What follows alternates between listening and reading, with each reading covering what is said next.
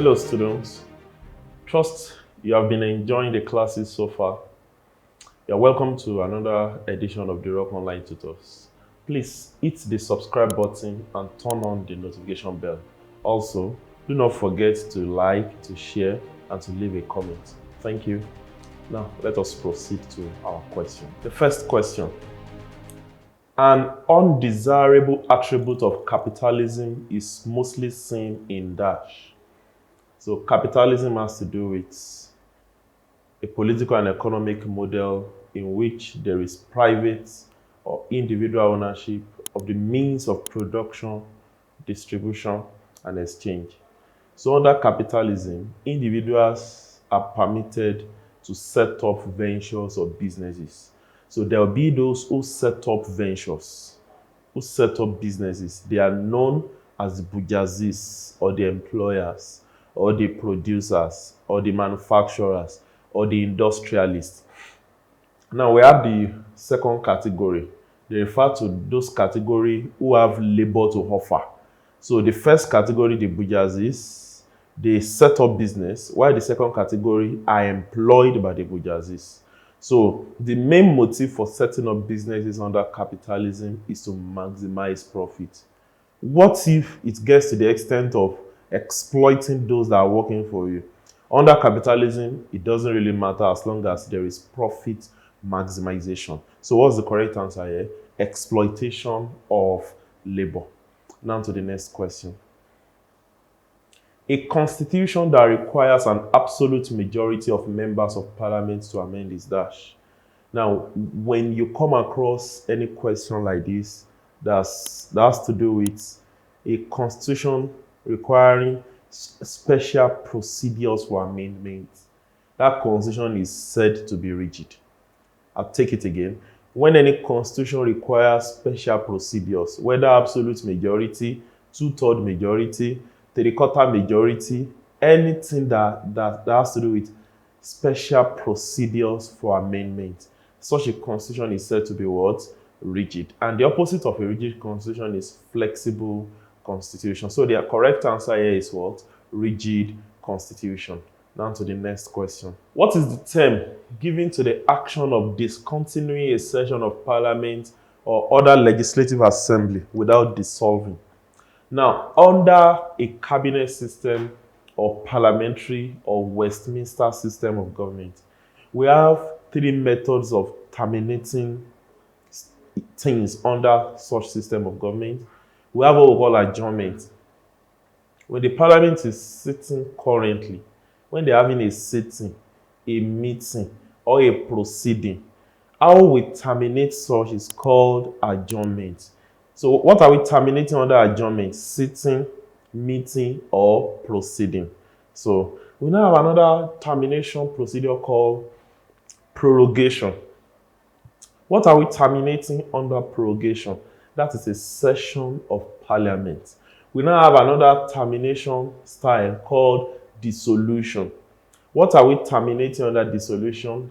We are terminating the life or the tenure of parliament. So when a session is discontinued, when it ends or when it terminates, that is called what?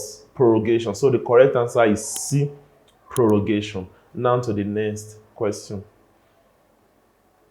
In a monocephalous executive system of government, all executive powers are vested in the dash.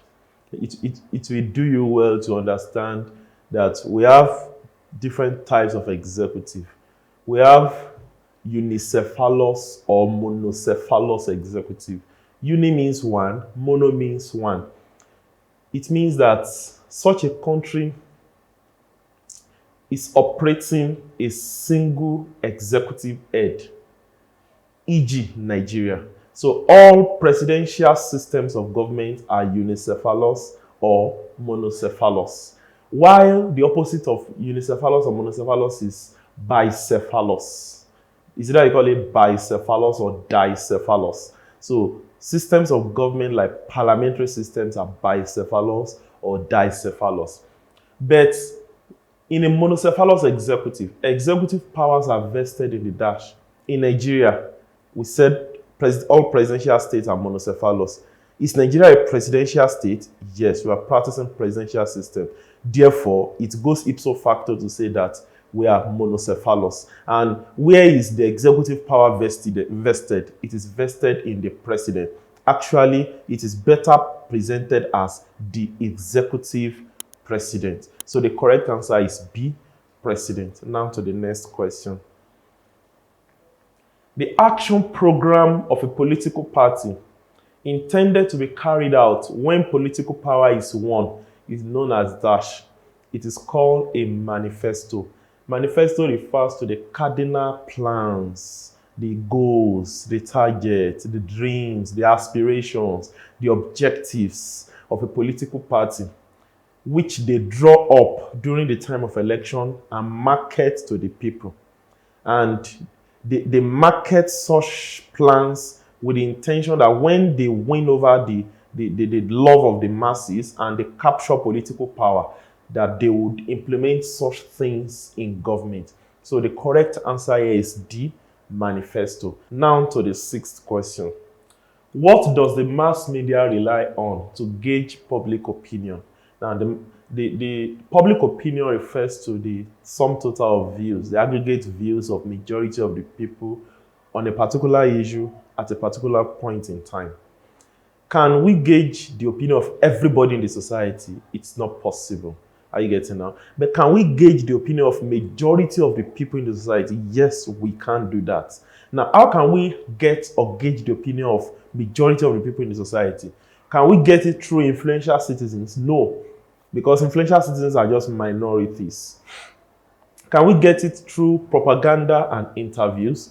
We can get it through interviews, but how many people do we want to interview? So, I bet we can't get it through propaganda. Propaganda has to do with manipulating or distorting information in order to suit a particular agenda. So it can be A, it can be B, then it can be D. We can't get opinion of majority of the people through rumors and gossips. That's negative. So we are left with option C, polls and surveys. So we can get the opinion of majority of the people when we conduct opinion poll or when we survey their opinion. So you can do that through what we call referendum or plebiscite. So the correct answer here is C. Now to the seventh question. Which of the following options is the role of a newspaper in a state? Now, I need you to understand that newspaper falls under mass media, okay? We have TV, we have radio, we have internet, we have journals, we have newspapers. Now, what are their roles? And specifically, what is the role of the newspaper? Will it be A, determining government appointments? No, newspapers don't determine government appointments. When appointments have been made, newspapers will now carry those information, so it won't be A. It will not be D, ensure fair distribution of relief items. That's not the role of newspaper. That's the work of Ministry of Humanitarian Services. It will not be C, ensure fairness in newspaper circulation. So that's not the role of newspaper. So the role of a newspaper here is to disseminate information, to inform, to educate, and to entertain. So the correct answer here is B, disseminate information. Now to the eighth question. The civil service helps the government to dash. It won't be A. A says recruit personnel for the army. That's not the function of the civil service. It won't be C, maintain instability. How can such be a function of a government establishment? It won't be D. So the correct answer here is B, to develop and implement government policies. Now to the next question. Number 9.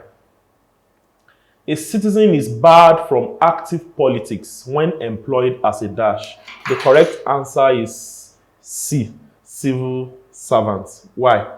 One of the features of the civil service is political neutrality, in that civil servants are not permitted to engage in active politics. Can they vote during general elections? Yes. But can they contest for public office while being civil servants? No. So the correct answer here is C, civil servants. Now to the next question.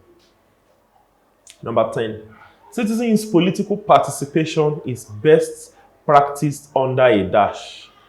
There is Under a militant prayer group, we have to know that prayer groups don't work towards political participation. Prayer groups exist to aggregate the interest of members and lobby the government for the welfare of their members. So it won't be anything prayer group is not the answer. It won't be neighborhood vigilante group. That one is even out of place. It won't be a cooperative society. So citizens can best participate in politics through political parties. So the correct answer is D, political party. Now, students, I'd like to remind us that we should hit the subscribe button below and turn on the notification bell. And we're also expecting that you will like, you will share, and also leave a comment. Thank you. Now to the next question. The most important function of government is to dash. The most important function of government, whether at the local government level, at the state level, or at the federal level, the most important function of government is to maintain law and order. But do we have maintain law and order here? If you don't have it here, we'll now look for what is most similar to it. So the correct answer here is D, security of the citizens, to secure the lives of citizens or to maintain law and order. Now, will the government provide jobs? Yes. Will they employ people? Yes. Will they adjudicate? Will they make laws? And so on and so forth? Yes. But the primary, the fundamental, the basic, the most important function of government is to secure lives, or you put it as maintain law and order. Now to the next question. The right to an adequate standard of living falls under economic rights. Under the Constitution, we have political rights. Such rights as rights to vote, right to be voted for. We have civil rights like freedom of speech, freedom of association, freedom of expression, and so on and so forth. But those type of rights that falls under a citizen enjoying access to decent living falls under economic rights. So the correct answer here is B. Now to the next question. People's political values are continuously shaped by the following agents, except a smart student will know that we're talking about political socialization here. How people learn about politics, how people learn about political values, political ideas, political norms, political ideologies, political skills, political affections, political orientations. Now, can we learn about political values through mass media? Yes, on the internet, through radios, through TV. Can we learn about politics from the family? Yes. In fact, that's the first agent of political participation. Can we learn about political participation through schools? Yes. Education. So the odd one here is what? Ombudsman. So ombudsman is now an agent whereby people learn about politics. So the correct answer here is D, ombudsman. Now to the next question. In which political system are there two levels of government with considerable devolution?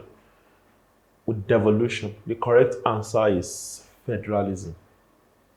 Now, under unitary system, we have just one tier of government, one functional tier of government. But under federalism, powers are divided or decentralized between the central government and the component parts. So the correct answer here is B, federalism. Now to the next question.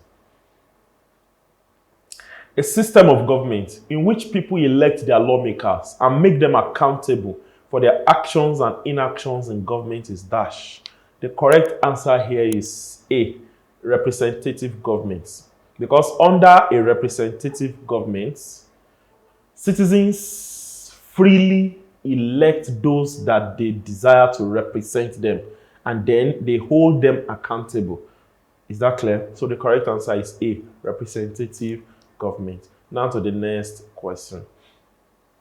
Which territories in British West Africa did the colonial government exercise limited jurisdiction? The correct answer here is mandated territories. Under the League of Nations, former territories of Germany were known as mandated territories, and they were assigned to France. Some were assigned to Britain. But the British government had limited jurisdiction and limited control. Britain did not exert control over them in the same manner that they exerted control over protectorates and crown colonies. So the correct answer here is B, mandate territories. Now to the next question, number 17. One of the following French West African colonies was the first to gain independence.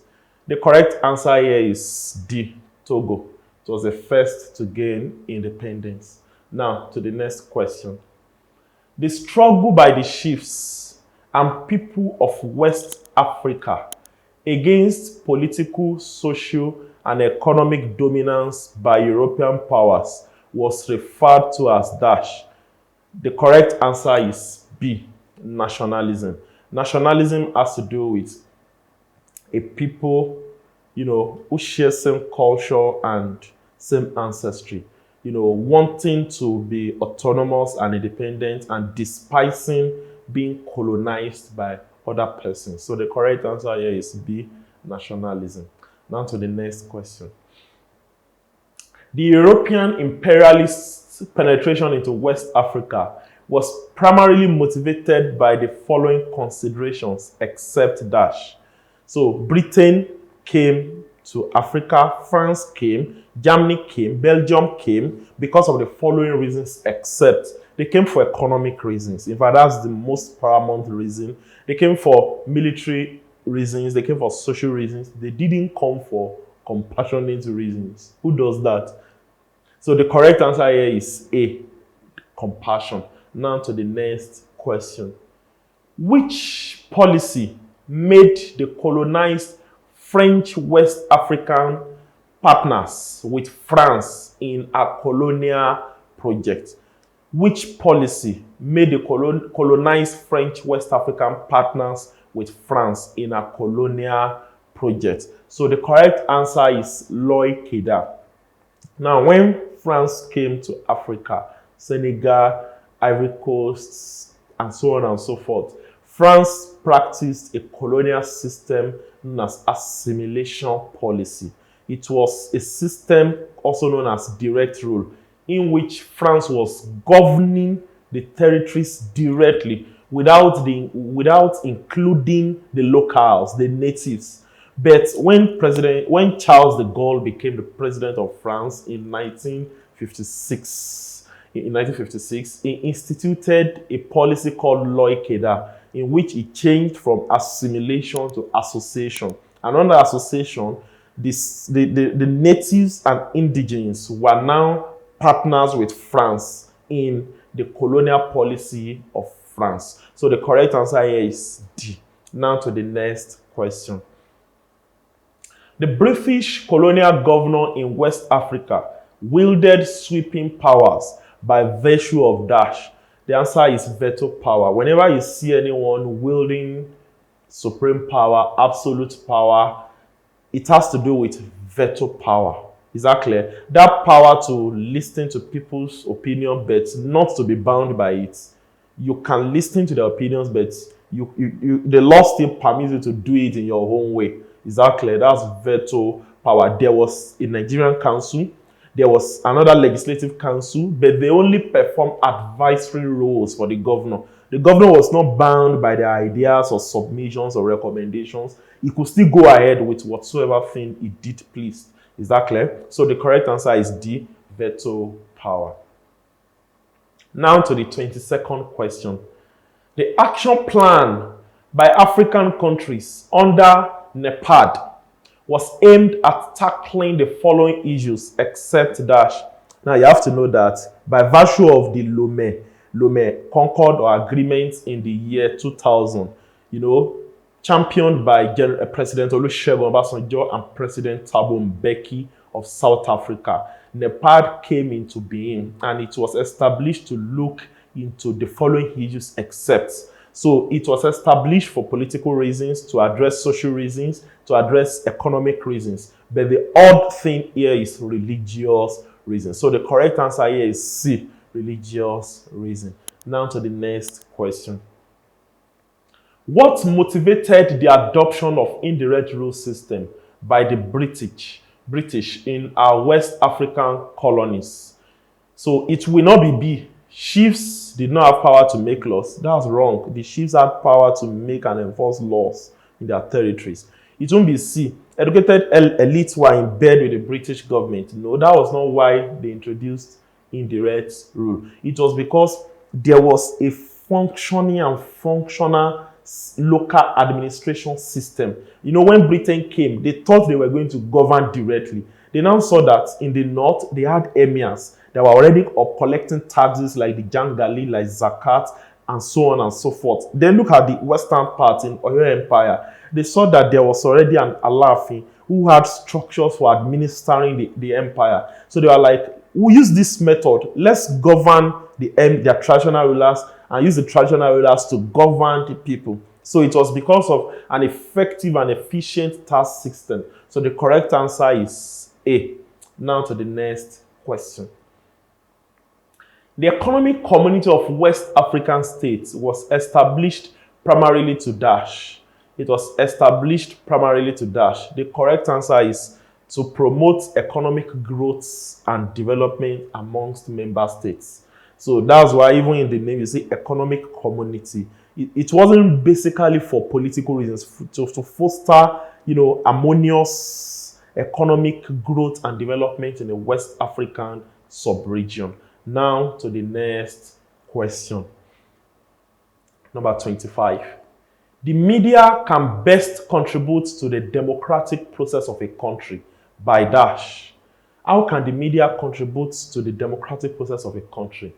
So the correct answer here is B, setting the agenda for good governance. Now, through interviews, when they interview opinion leaders, when they survey the opinions of the citizens, and so on and so forth, these things can help the government to have a feel of the pulse on the streets, to know what the people would desire from the government. So the mass media can, fill that role of setting the agenda for good governance. So the correct answer is B. Hello students, once again, I'd like to remind you to hit the subscribe button and turn on the notification bell.